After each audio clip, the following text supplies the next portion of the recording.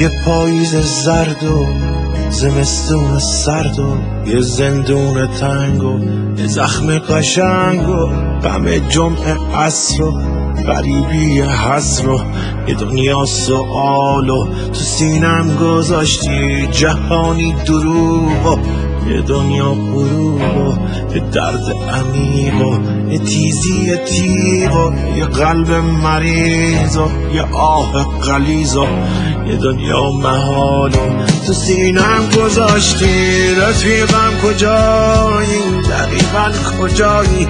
کجایی تو بی من کجایی؟ رفیقم کجایی؟ دقیقا کجایی؟ کجایی تو بی من کجایی؟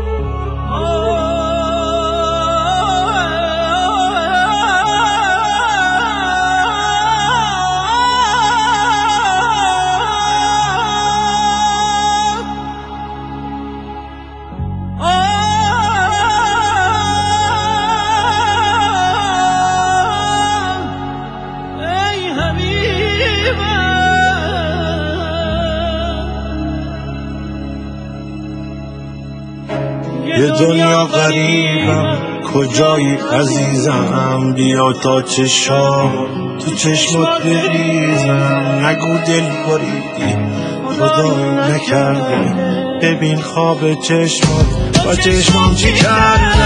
همه جا رو گشتم کجایی عزیزم؟ بیا تا رگامو تو خونت بریدم. بیا رو تو رو کن منو زیر و رو کن، بیا زخمامو یه جوری رفو کن. عزیزم کجایی؟ دقیقا کجایی؟ کجایی تو بی من کجایی؟ عزیزم کجایی؟ دقیقا کجایی؟ کجایی تو بی من کجایی؟